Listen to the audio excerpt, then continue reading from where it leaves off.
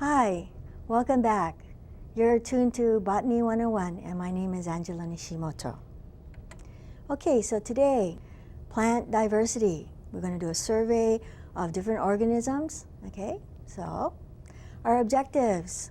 We're going to go over a couple of different classification schemes. Secondly, we're going to go over these different kinds of plants and plant-like organisms, organisms that were once classified as plants. Thirdly, we're going to talk a little bit about how these different kinds of plants and plant-like organisms impact us humans, okay? First of all, we go all the way back to the father of taxonomy, Carolus Linnaeus, yes? So he proposed a three-kingdom system, the familiar, okay, two of them, animal and vegetable. And of course, he also talked about minerals. He classified animals and vegetables or plants, right?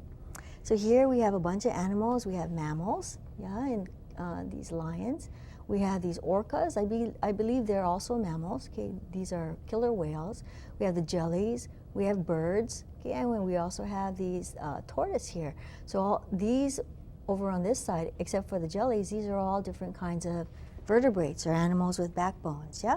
So usually when we're thinking about animals, we think about those kinds of animals. But there are lots and lots of different kind of animals that people call invertebrates. That's sort of like an artificial classification because the invertebrates, including the jellies, including mollusks, a lot of different kinds of animals, they actually make up the bulk of different kinds of creatures in the animal kingdom, all right? And of course, vegetables. Okay, according to Linnaeus, include the plants, and you can see that these are plants. How can you tell? Because they're green. Okay, they do photosynthesis. They're what we call autotrophs. They make their own food. Okay, so here's some products of flowering plants, including vegetables. Okay, these carrots, and we have fruits, apples and oranges. We have modified stems, such as these potatoes. We have flowers like these artichokes. Okay. And here we have flower buds, okay, cauliflower, and etc. Okay, so these, of course, are in the plant kingdom or classified as vegetable, according to Linnaeus. Okay. Now, so over time, from the 1700s to the 1800s into the 1900s, different people kind of debated about the different ways of classifying living things. So a scientist named Robert Whittaker, in the 1970s, decided, and he proposed a 5-kingdom system, okay? So there are various classification schemes between Linnaeus and Whittaker, of course, but this is one that people followed for quite a while too. And in this classification, you had one kingdom called Monera that included all different kind of organisms that were called prokaryotes. We're going to get into that in just a minute, okay? Furthermore, he classified different kinds of organisms that had eukaryotic cells, okay, in 5 kingdoms, including the Protista, okay, including mostly single-celled organisms. We're going to get into that in a little bit.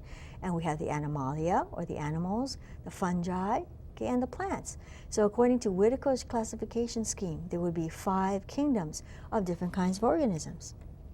Okay, so the kingdom Monera encompassed, okay, mostly bacteria, all right? And so what you had is you had usually single-celled organisms, okay, called prokaryotes, all right? And they were mostly single-celled. Some of these organisms also live colonially, but when you look at the cell, okay, you'll see that, of course, the cell has the components of the cell.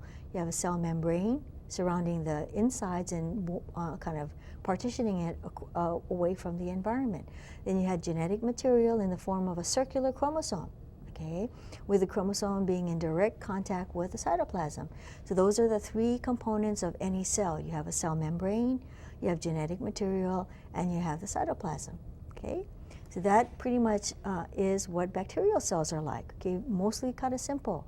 This particular bacterial cell also has a flagellum, okay, that helps propel it through any kind of liquid medium that it happens to find itself in, and these organisms are mostly unicellular, okay, some of them are colonial, all right?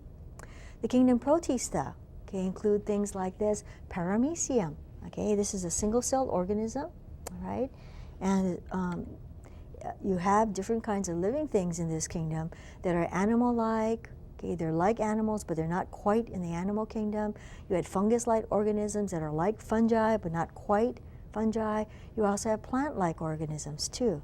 Okay. Another thing about the members of this kingdom is that they could be unicellular, as in this paramecium.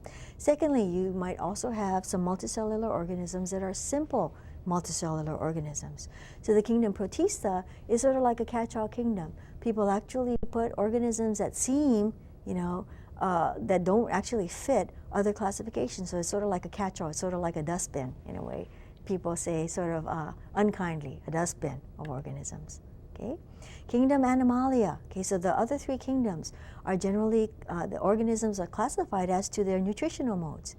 Animals are ingestive heterotrophs. What does that mean? First of all, so let's take a look at these terms here. Okay, heterotrophs, okay, are organisms that get their energy needs met, okay, by getting a source of energy outside of themselves. Okay, ingestive in the case of animals means that these different kind of organisms eat their food just like us. They have just like us, and we're in the kingdom Animalia as well, according to this classification scheme. They need to actually eat their food or get their food from the environment, taking it in, and then digesting it, moving it through oftentimes the digestive tract. So here, okay, is showing a whole bunch of different kinds of animals. Here you have a sponge, it looks like.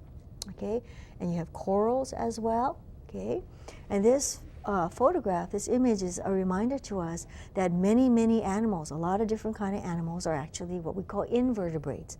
Okay, corals and sponges don't have backbones, or they're not chordates. But we tend to see mostly animals with backbones just because we happen to be animals with backbones. So we definitely have a bias. Okay. You also have, so here's an animal with a backbone.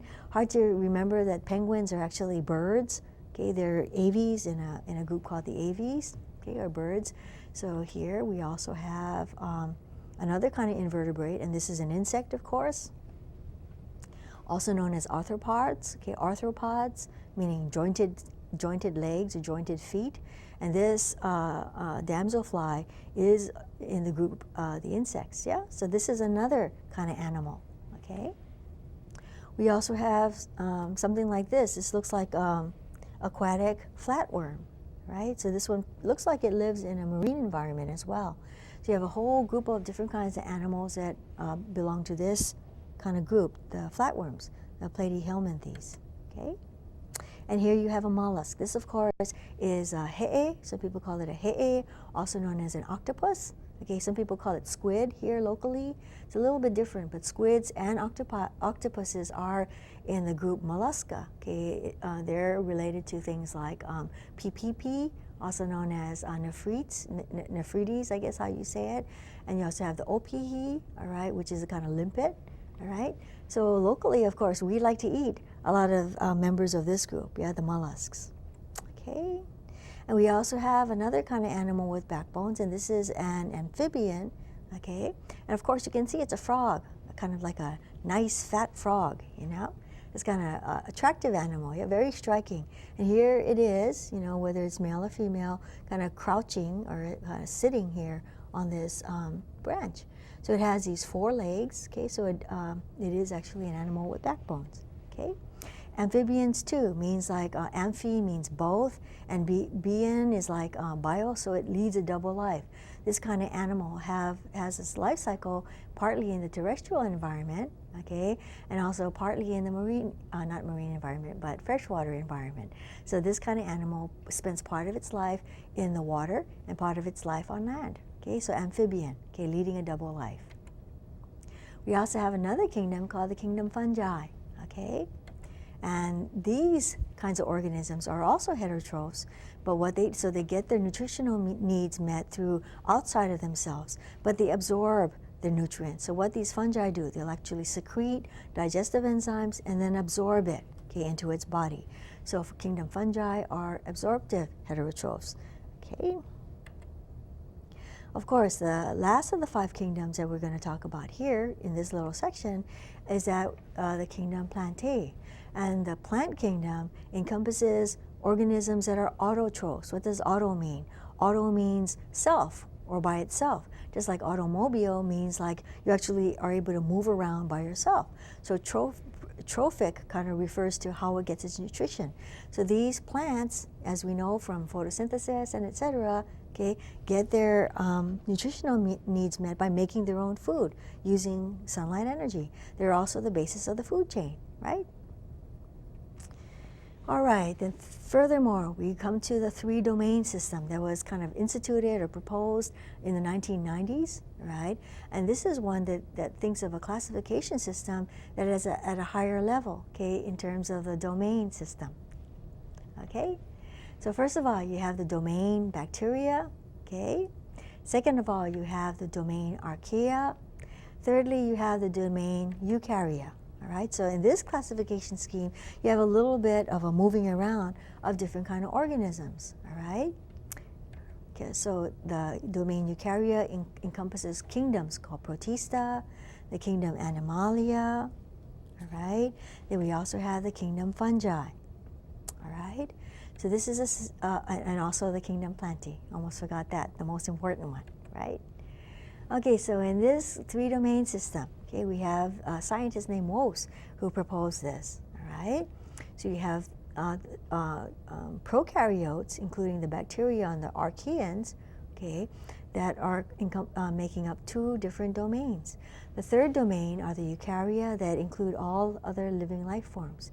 And this has to do with the cellular structure, with the bacteria and the archaeans being prokaryotes, right? So when you think about the word prokaryote, pro means before, and karyote refers to karyon, which means kernel, okay? So members of the bacteria and the archaea are different kinds of organisms that don't have true nuclei. So we'll get into that in a little bit. The eukarya do have true nuclei, okay?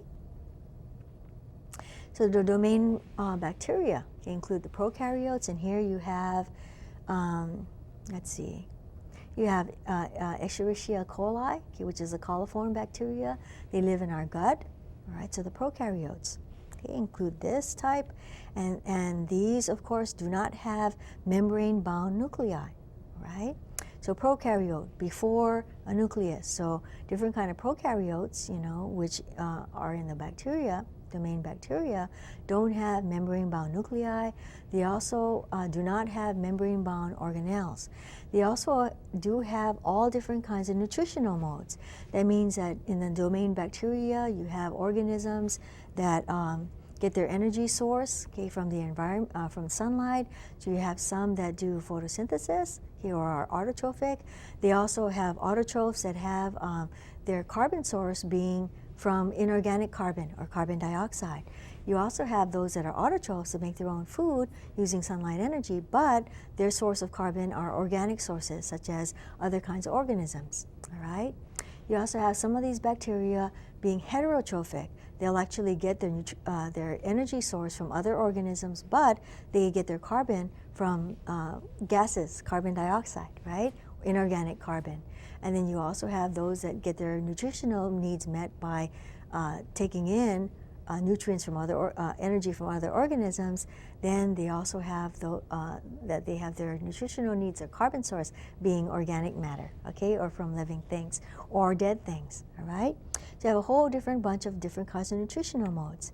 Another kind of organism that are in the domain bacteria are those that do photosynthesis, like we just talked about, include the cyanobacteria. So the cyanobacteria are also known as, as blue-green bacteria. They're also known as blue-green algae. So these groups, so we're talking about this too, because these kind of prokaryotes, okay, bacteria were actually traditionally studied by botanists. Okay, this is one of the reasons why we're going into them in a little bit in depth, okay? The domain archaea, here's a really kind of interesting, violently colored sort of image here. This is a photograph taken of a hot springs area, yeah? So what you see here, of course, is steam, because you have these hot waters kind of bubbling up from inside that have been warmed up by I guess, volcanism in one way. And so you have these hot springs. So very beautiful, yeah, this image. So here you have different kinds of archaeans that live in what some might call to be inhospitable environments, okay, very hot areas, so you might call them thermophiles, okay, hyperthermophiles that like very hot environments. And when you think of hot springs, think about maybe going to one on your vacation. You know, when you take vacation, go to some place, maybe like in New Mexico or in Colorado. I had a friend who went to Colorado in the wintertime, and he talked about interesting time kind of swimming in these hot springs with snow all around him, you know. So that sounds like a wonderful way to relax. For one thing, the hot springs, of course, because the water is relatively hot, helps relax your muscles. And in a lot of these hot springs too, you have some that have a little bit of, what do you call that? Some kind of substances such as sulfur, high sulfur springs, and other things like that that have arsenic in it. So of course you wouldn't want to internally take arsenic because it is a poison, it's a toxin, but you can actually get some benefits from lying in hot springs that have water that are sort of, you know, permeated with arsenic. It's supposed to help with things like arthritis and things like that.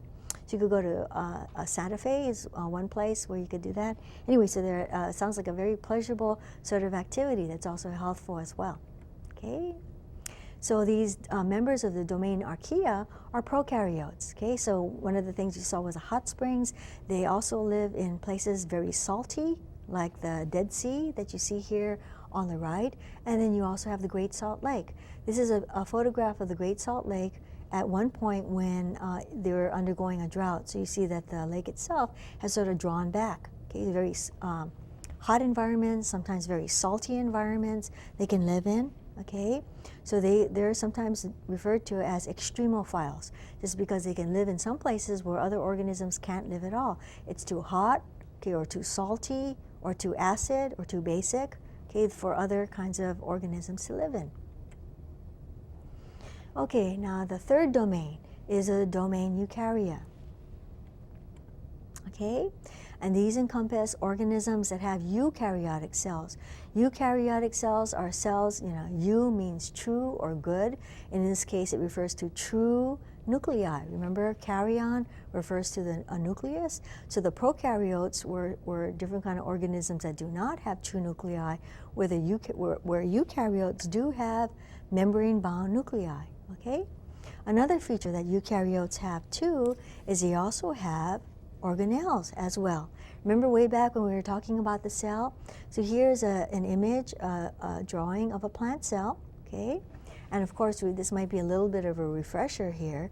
You have a membrane-bound nucleus, okay, as well as organelles, all right? So you have things like the central vacuole, you have the chloroplast, you have mitochondria, okay, you have the membranous organelles inside of the cell, including the ER, the endoplasmic reticulum, whether it's rough ER or smooth ER.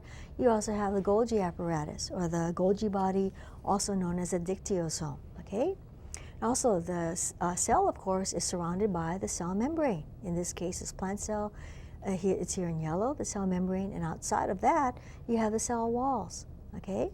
So this is a little bit of a refresher for you folks in terms of the plant cell. So from the outside cell wall, we have the cell membrane, you have the cytoplasm, or the liquid inside of the cell, in which you have the organelle suspended, okay, and also supported from the outside by the cell wall, supported by the inside from the turgor, or the water-filled vacuole, providing internal support, as well as something called the cytoskeleton, which is made up of what? Microfilaments, intermediate filaments, also microtubules.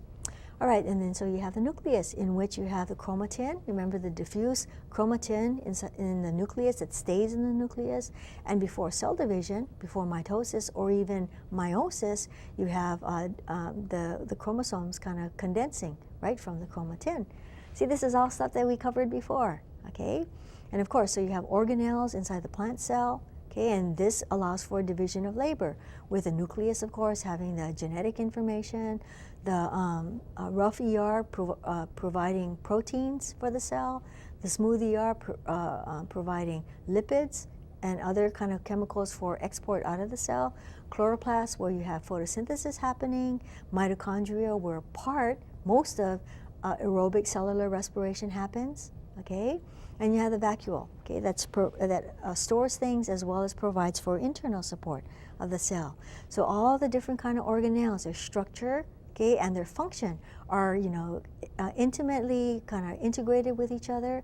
The structure kind of determines, or the function actually determines the structure. Okay, so all of these optimally perform the jobs that they need to do, depending on what they are, what they do. So it provides for a division of labor inside of a cell.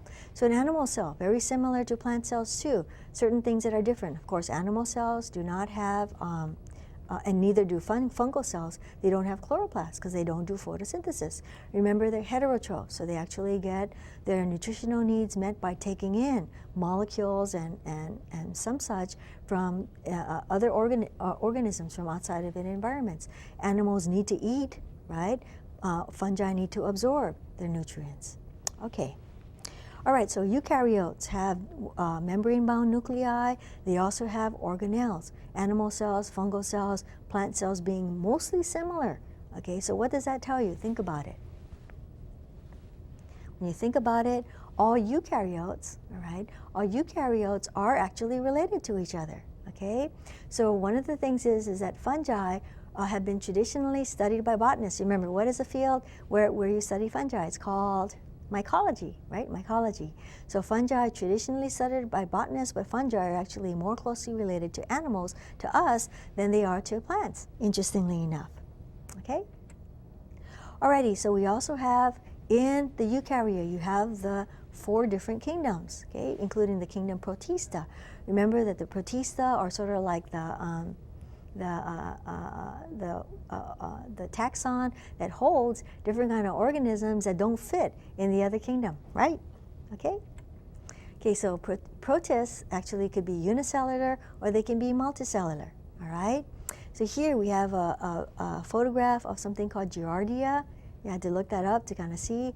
And this is a unicellular protist. This is actually one that is a parasite inside of humans. It can make you sick. Giardia, you sometimes hear about people drinking water that hasn't been properly treated, and they can get symptoms, like cold symptoms. You get fevers and chills, all kinds of nasty stuff, including, running stomach or diarrhea.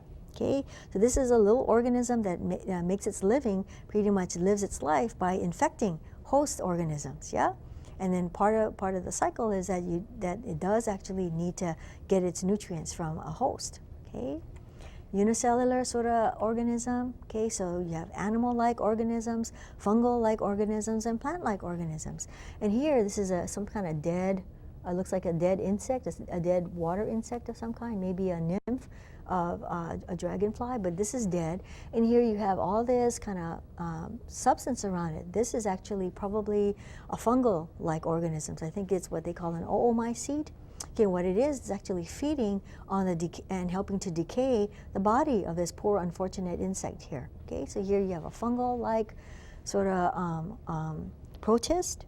Okay, and sometimes you have plant-like protists too.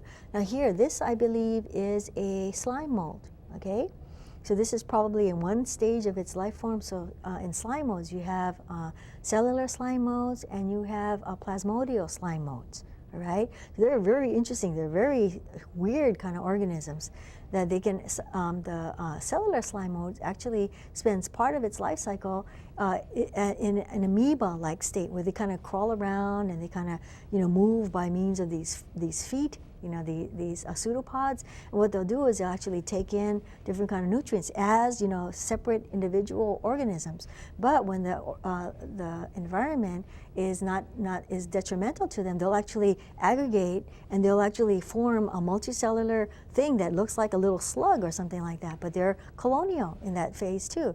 They're really, really interesting, these different kinds of protists. So very different from each other. Okay. Another group that the Protista encompasses include the algae as well. Okay, so algae are another kind of group. They're plant-like, okay, but at the same time, they're not really quite plants. Okay, now the algae are classified according to the pigments that are present in their body, because the algae do photosynthesis.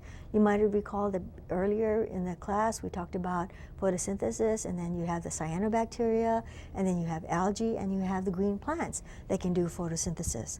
Now the algae, one of the ways they classify the algae, they're classified according to what kind of pigments that they happen to have, especially the macroalgae. Okay? So if you have macroalgae, you also have microalgae.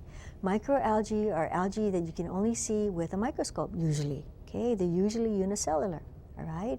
And the microalgae include, okay, members of the division Pyrophyta or Pyrophyta, okay? So this group here, okay, they're also known as a dinoflagellates, okay?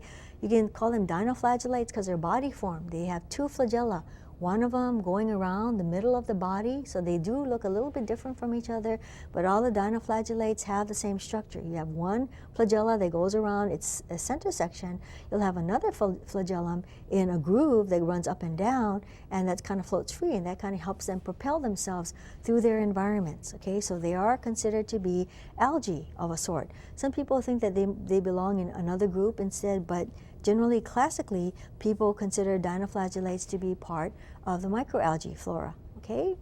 So dinoflagellates and how they affect us, okay?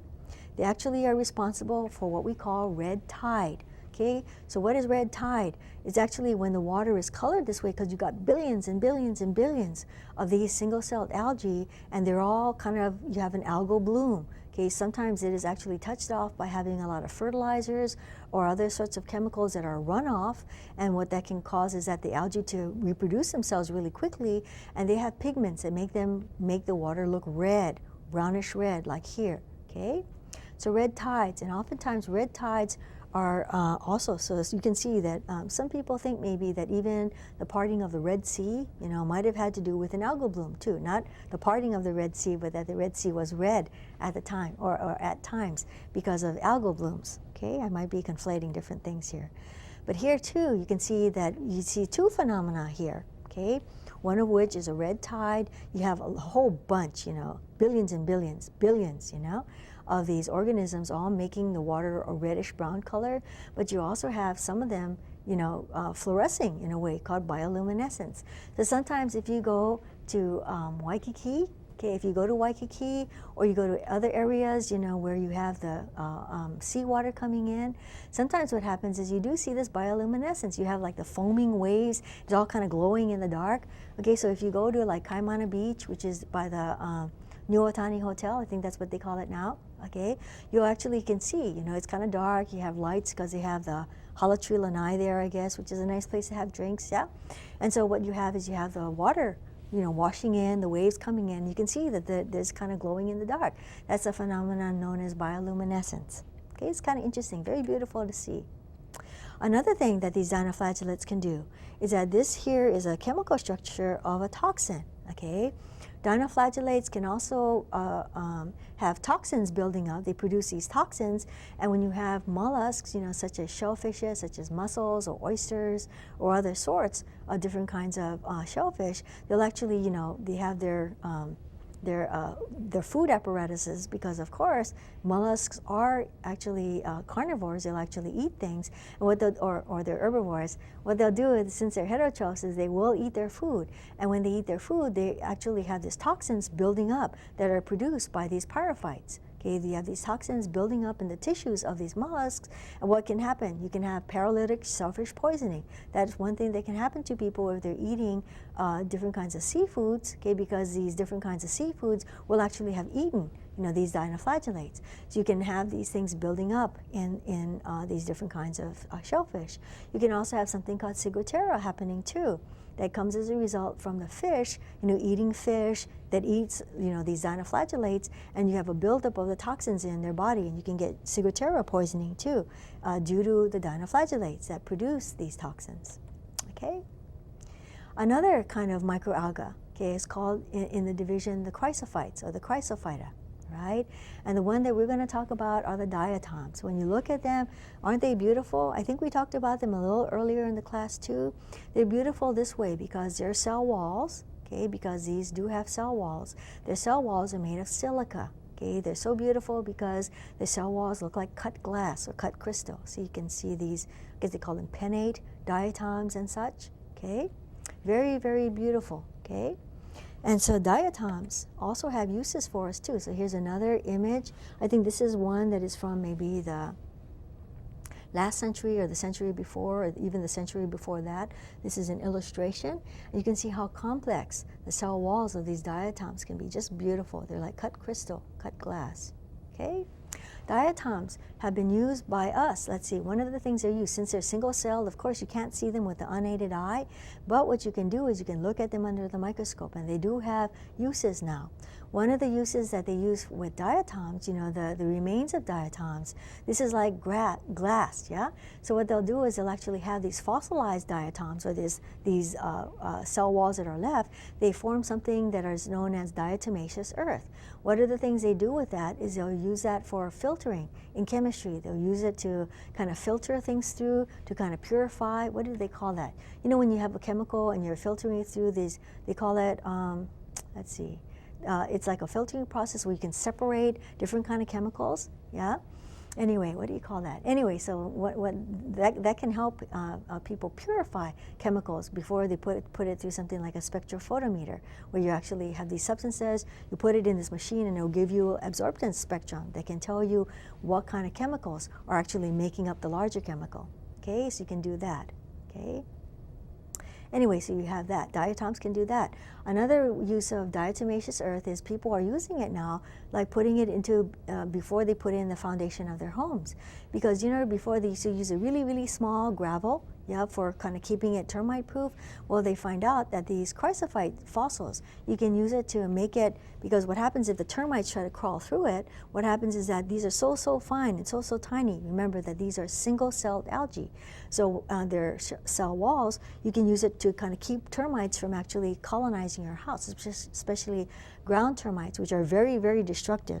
You know, what are they called? Formosan termites? Yeah, they can actually destroy your home within 2 years, even if you have a brand new house.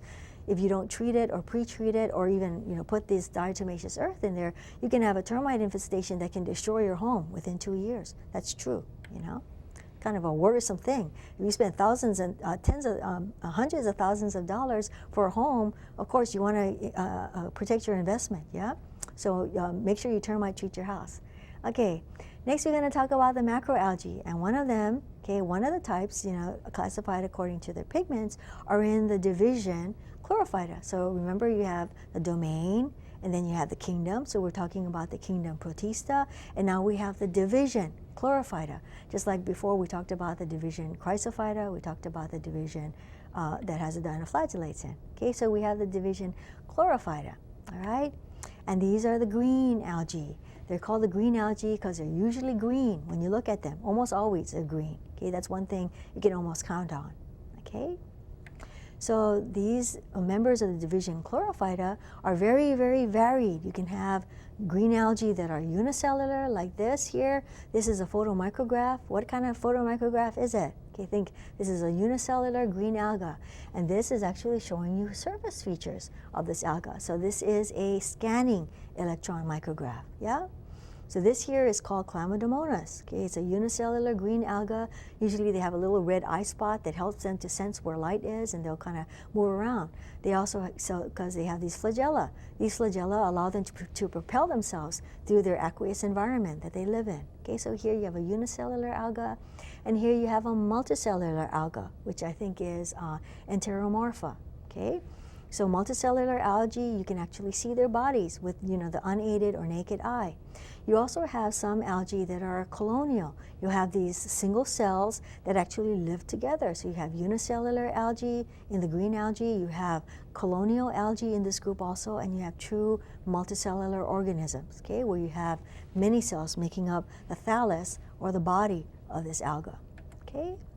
Another very noteworthy thing about the chlorophytes is that scientists believe that the chlorophytes gave rise to the land plants, one of the more than 400 million years ago. Okay, because what happened was eventually the plants colonized the land. The algae eventually evolved into green plants. Okay, what happened then is that you had animals that ate plants or ate algae or ate land plants following their food onto the land, and then you had the carnivores. Okay, following their animal prey onto land too, all right? So where plants are, there you can find animals, because animals eat plants, okay? Or animals eat the animals that eat plants. Very important. So plants, primary producers, okay? They're primary, and they're primary because we need them. You know, we can't live without plants, okay?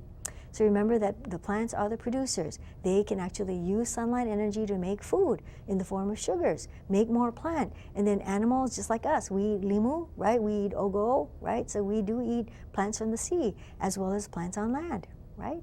Okay, all life depends on plants. Another kind of division, okay, in the macroalgae, okay, in the Protistan, is a division Rhodophyta, and the rhodophytes are the red algae, okay. And here we have a nice image. I think I've actually seen this too. I think I remember seeing it in hard copy. This, of course, is from the internet, okay, but I've actually seen drawings like this, and I think I saw it in a phycologist's office. I think she had a bunch of drawings that showed these red algae, okay. And then, so the rhodophytes are noteworthy for us in terms of their economic importance, because these rhodophytes are kind of, a lot of them are kind of slimy, a lot of algae themselves are slimy in field, right? So they have these substances called carrageenans. Okay, carrageenans, what are they used for? If you look in the ingredients of yogurt or ice cream or cottage cheese, sometimes you'll see alginates, and that's usually from brown algae, but you also see carrageenans. They're actually used as emulsifiers. Okay, what is an emulsifier? An emulsifier, excuse me, an emulsifier is actually a substance that let fats and water or aqueous solutions, you know, like water and lipids, mix together. So you'll usually find them on containers of yogurt, containers of cheese, because not cheeses, cottage cheeses, and also ice cream, because emulsifiers will allow the fat in the ice cream, as an example, the fat in the ice cream to actually stay in solution with the water that makes up ice cream. So if you have a bunch of ice cream in the refrigerator, in the freezer, I haven't eaten ice cream in a while, so I don't think about this. So ice cream is in the freezer, right? So what does it do? These carrageenans, they kind of help the fat in the ice cream, especially if you have high-fat ice cream like Haagen-Dazs or Dreyer's, you know, high-fat kind of premium ice creams, Ben & Jerry's, and then that allows the fat to stay in a solution with the water that helps make up the ice cream. Because what happens if you have ice cream in the freezer for like months and months and months, what happens? The water starts to crystallize out of them. So what you have is these emulsifiers, such as carrageenan, such as alginates, that help to keep the ice cream together. You have the fat in the ice cream from the milk products, as well as the water in there to keep them together. You also have another substance from red algae known as agar, okay, agar, A-G-A-R. What that does, people use it in medical uses and in horticulture uses, because they use that to make the media, you know, in which they will plate out and grow different organisms in tissue culture. We also saw it in another context. Can you remember what we saw agar in another context is? Do you remember? Okay. Remember the agarose gels that you use to run the DNA or the proteins on a gel? That's actually used for that, because agar is, it actually melts at 100 degrees, you know, where water boils, and it forms a solid when it's at a lower temperature. So, and another thing about it, it's inert. So what do they use it for? They use it for these biomedical and also molecular biology applications, because for one thing, it's inert. It doesn't react with anything that you put it in. That's very important in chemistry, you know. So it's very, very stable, okay? Also, since it melts at the boiling point of water, you can just heat it up in a microwave, put the, you know, heat water in the or not water, but, you know, like a buffer, and sometimes water in a microwave, you know. Then you put the agar in there, you boil it up, and you can pour a gel, and then it'll solidify. And because it is non-reactive, you can pipette different kinds of DNA samples or other kind of biological produced molecules, and it stays by itself. It doesn't actually react with the agarose gels. Anyway, that's sort of like a circular way of kind of mentioning that, okay? Okay, so the last group, so the last division is a division Phaeophyta, okay? And these include the brown algae, okay? So the phaeophytes are the brown algae, the brown macroalgae. So here, this looks like kelp, okay? And here are other, I think this is called fucus, another group of brown algae, and I think this is actually native to more temperate areas, okay? And then we also have a sargassum, okay? You know, you ever heard of the Wide Sargasso Sea? Yeah, the Sargasso Sea, which is in the Caribbean area. There's a book called The Wide Sargasso Sea by an excellent writer named Jean Rees, okay? Anyway, so you have a whole bunch of sargassums, and the sargassum in Hawaii, people call it the limu kala. Okay, you could actually eat limukala, but it's kind of hard to eat, but people also use it ceremonially, okay, in a kind of ceremony known as a ho'oponopono, yeah, which has to do with if you have in your family an argument going on and people are angry at each other or hurt, not feeling good, people will usually sit down, and then the people in the family will sit down, they'll talk about it, and then as a closing ceremony for it, they will actually eat a little piece of this limu kala, because I think it's kala also means to forgive, yeah, to untie as well, right? All right, and then anyway, so that pretty much sums up what we want to know about the kingdom protista.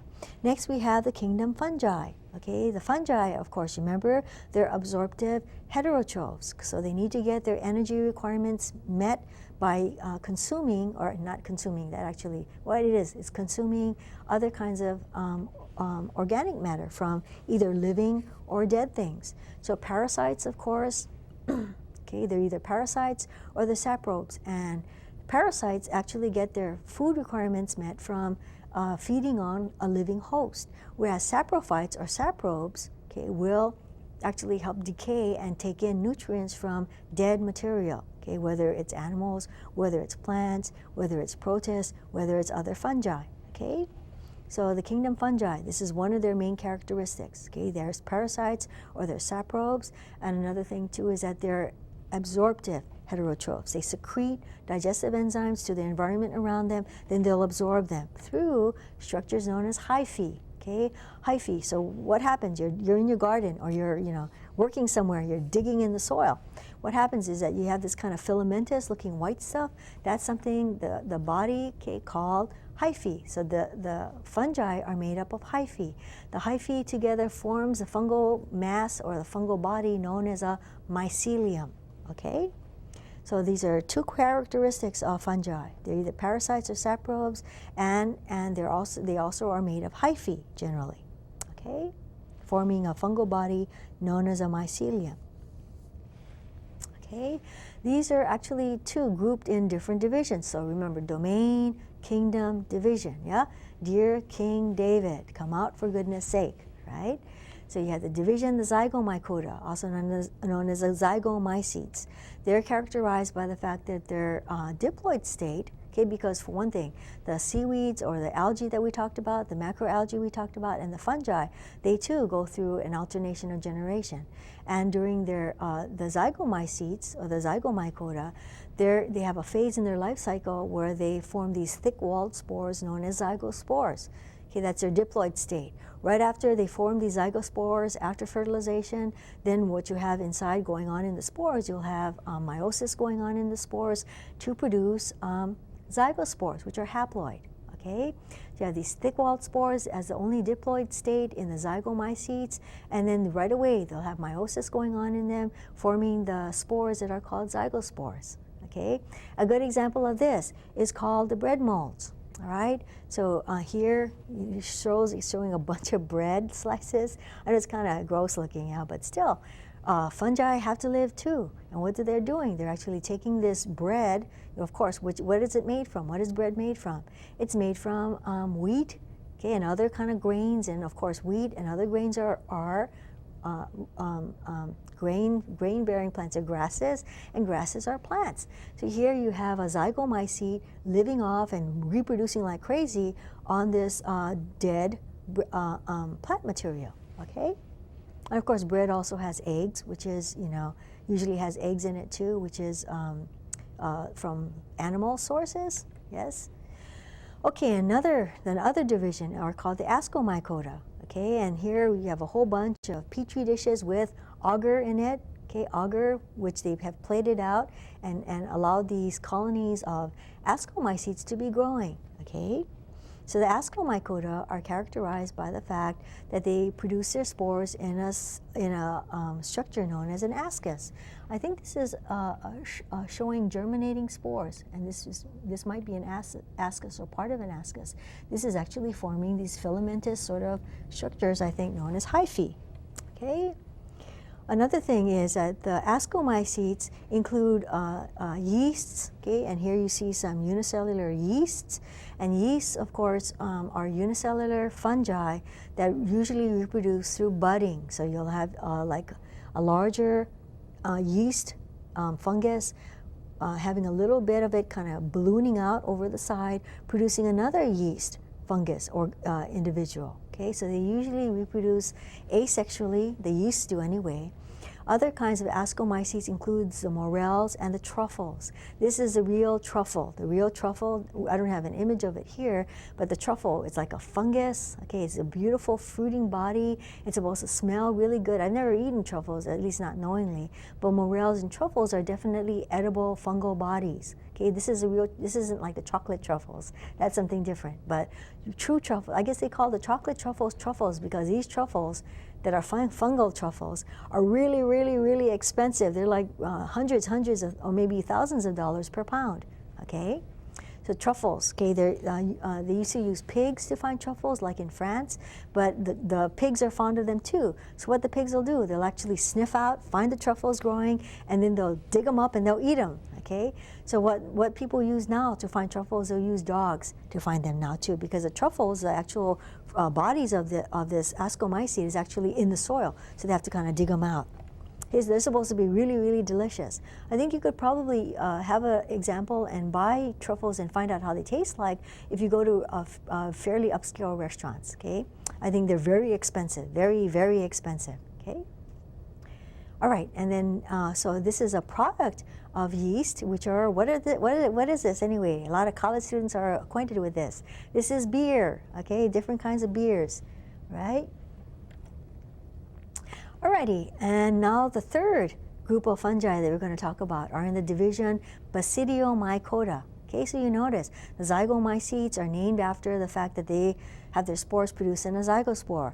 The ascomycetes got their name from their spores being produced in a structure known as an ascus. Okay, the division Basidiomycetes get their name from the fact that they get their spores from structures on mushrooms, bracket fungi, and puffballs. Okay, and those actually make something called basidia. Okay, so those are the structures that produce the spores in the Basidiomycetes.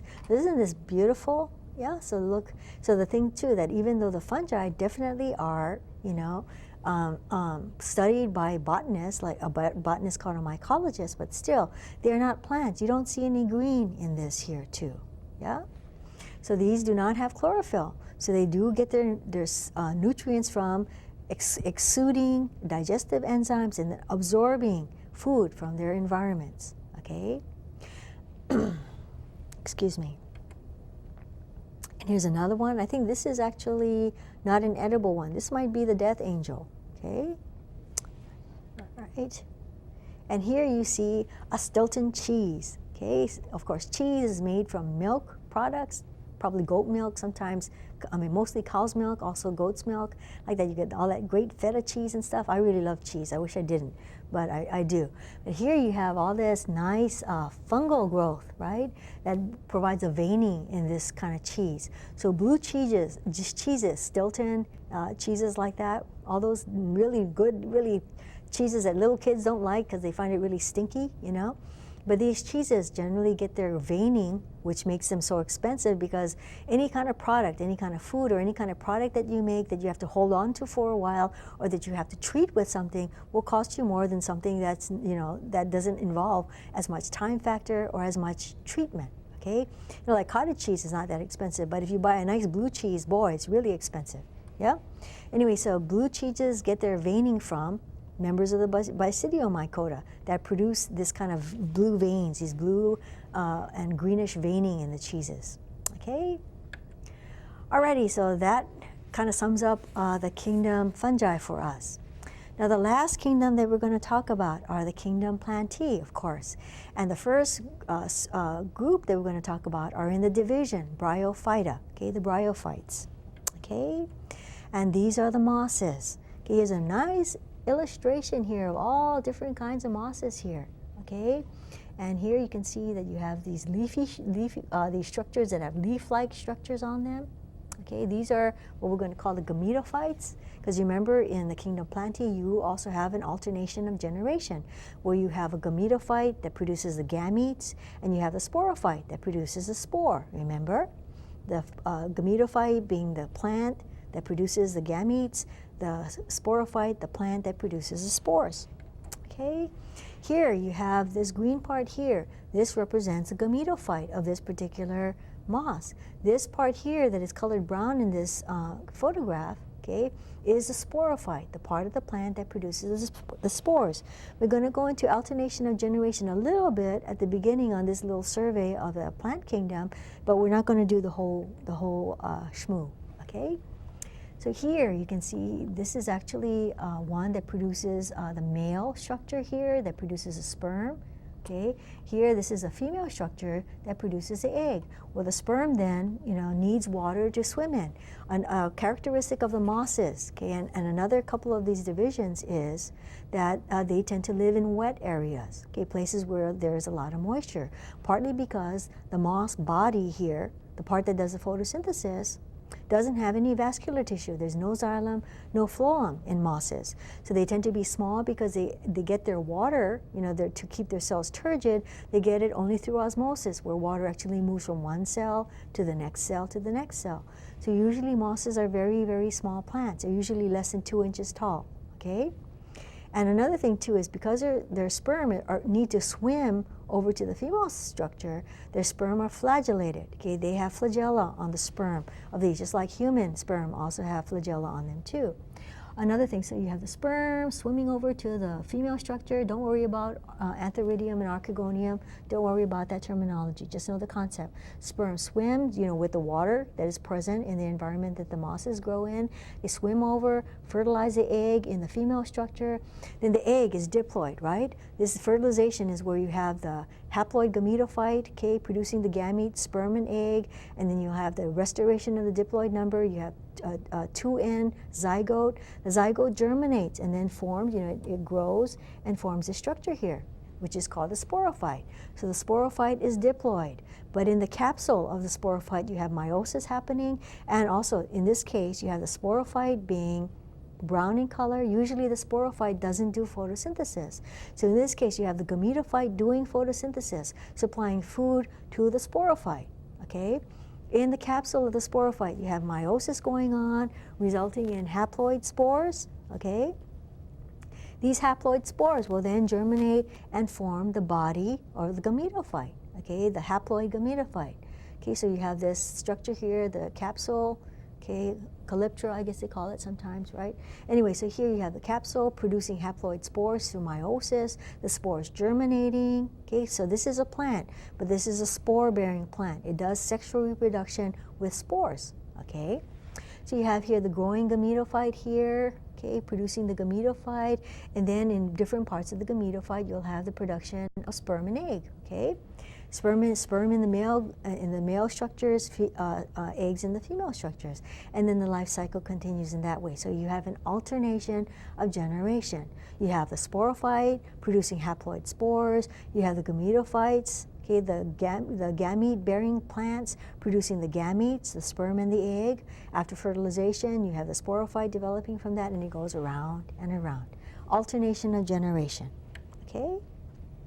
And here we have mosses growing on a tree trunk here, growing on the non-living part of a tree known as the bark, all right? This is a nice photograph, yeah? And here we also have a photograph of mosses growing on a rock. So I bet you when you're kind of hiking or you're out walking someplace where there's mosses, I bet you didn't know that there's this high drama going on in these mosses, Fertilization, meiosis, fertilization, meiosis, yeah? The next group is in the division Hepatophyta. Okay, hepato, of course, refers to liver, and they're known as the liverworts.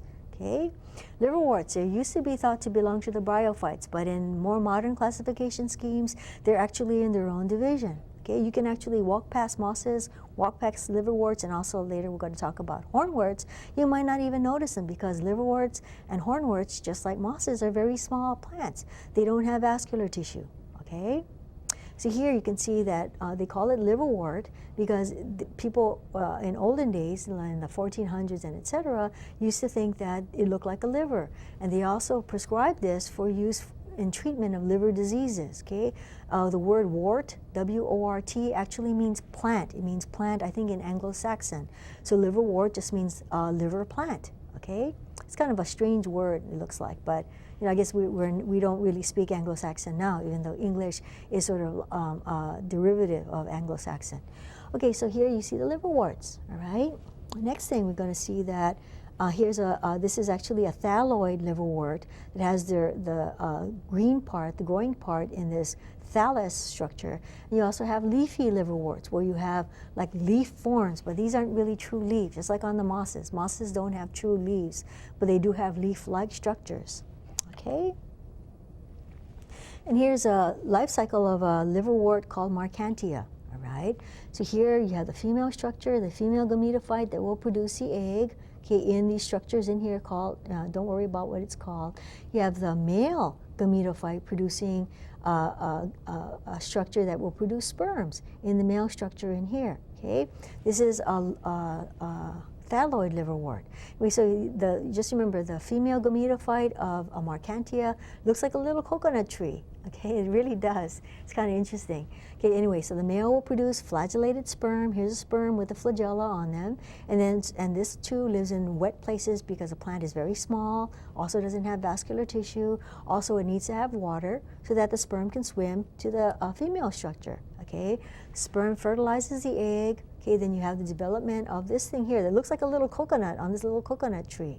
Okay, so you have the sporophyte growing on the female gametophyte. So in this case too, you have the sporophyte dependent for nutrition on the gametophyte. Anyway, so the spores will actually be a result from meiosis in the sporophyte. The spores are released, growing into new, gametophytes, and then the life cycle will continue.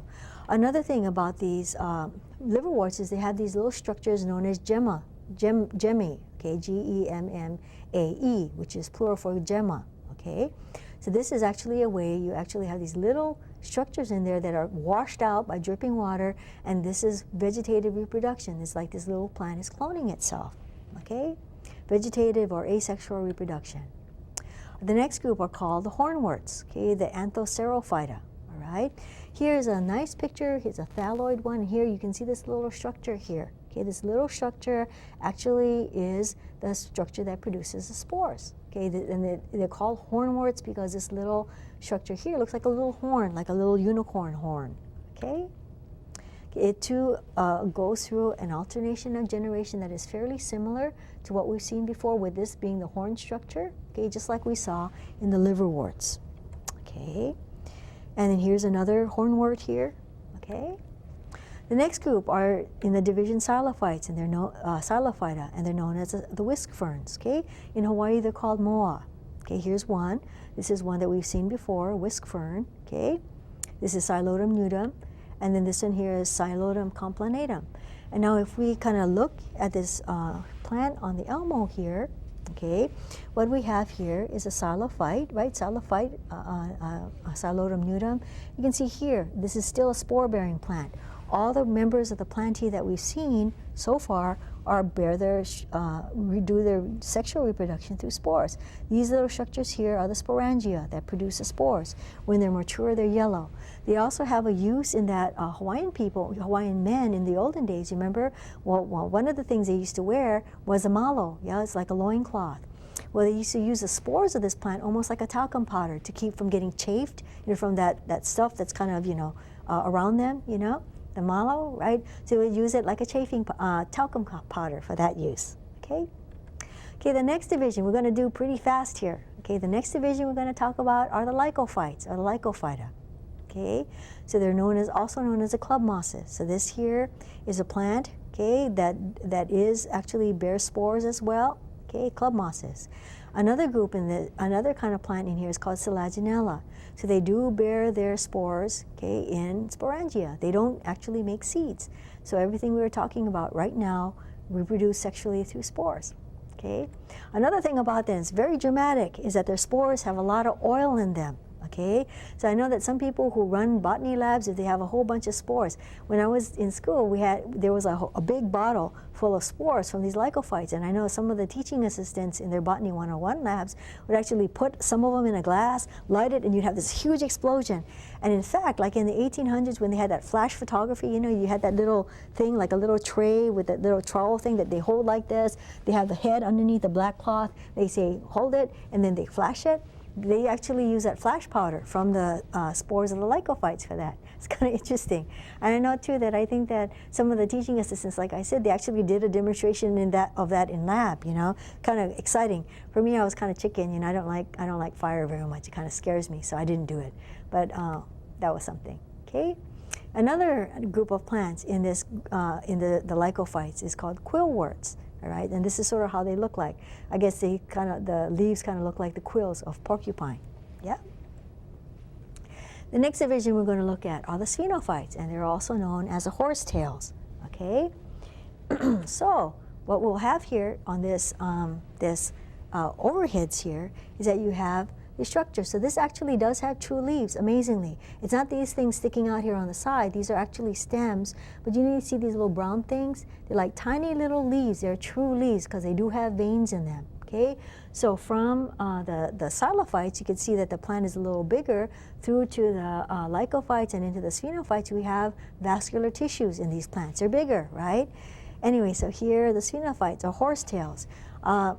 Let's see, they're also known as scouring rushes because they have silica in their cell walls. So when, you know, those Conestoga wagons were kind of crossing the Great Plains, you know, during pioneering days on the United States, they'd actually grab a bunch of these plants and use them to scour pans with. They'll actually use them to kind of wash the pans because they do have hard substances, silica, in their cell walls.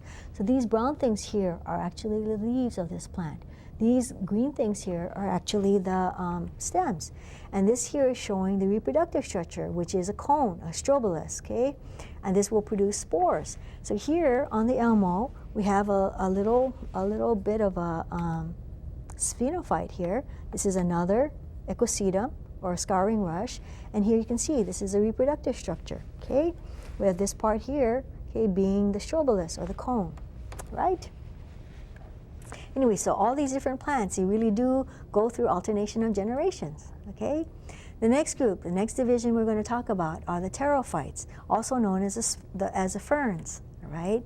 So here you have a nice depiction of some ferns, tree ferns sort of thing, okay? And here you have the, what do you call that? What they call the fiddlehead, characteristic of an unfurling fern leaf, okay?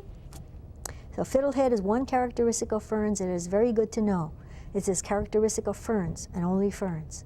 Another characteristic of fern is that if you look on the underside of the reproductive leaves, they bear spores, but they bear spores in structures called sori, okay? So, so here, okay, under the elmo, okay, we have here a close-up of some of these sori. All right, look at that. So they're actually little structures that actually bear spores on them. Okay, so this is the bottom or the underside of Lawae fern, right? Another thing is that here you have little fiddlehead. Okay, this one here, this is a little fiddlehead of the kupu-kupu fern. Got to go wide a little bit here. Yeah, a little fiddlehead. Yeah, so these two characteristics are very characteristics of fern. Okay, of the division Pterophyta. This too goes through an alternation of generation, okay, as well. Now we're getting into the seed plants next. Okay, so all the different members of the kingdom Plantae generally don't have seeds. They do their reproduction through spores.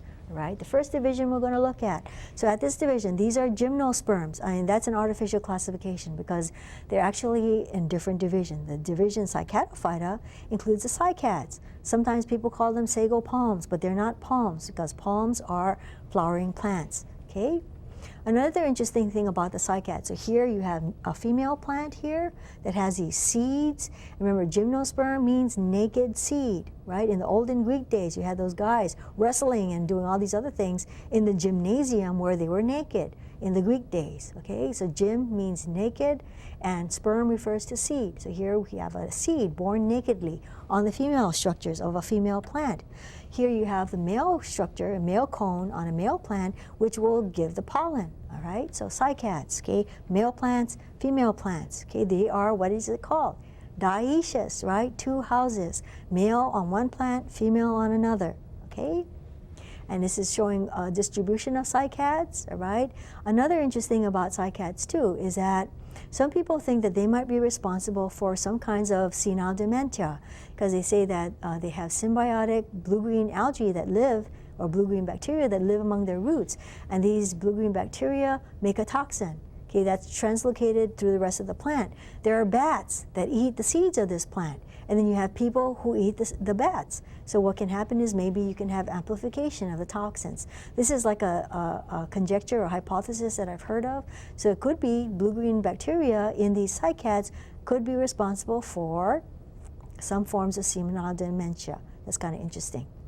The next division is called the ginkgo phyta, and you have the ginkgo. Okay, some people call it a living fossil. All right, very pretty. They have fan-shaped leaves. Okay, and here you can see some male structures that make pollen, and then here you have female that has the seeds. So these look like fruits, but they're not fruits, they're actually seeds. Okay, here we have a beautiful tree, and this is what it looks like in the fall time. The leaves turn golden because it is a tree of the temperate areas. I don't think it grows too well in Hawaii. It doesn't get cool enough here. You can see the maturing seeds and the leaves turning yellow here. And this is a dissected seed. Okay, so here you have a little baby plant. This part would be the root, this part would be the shoot, yeah, as it grows. This is a very good image. And here you have fossils. In fact, in the past, people thought that this was a plant that was extinct, okay, because generally they only had fossils. But here you can see they rediscovered it in China when they opened up China to the west. They discovered them growing in the temple garden. So here it was, what they called a living fossil.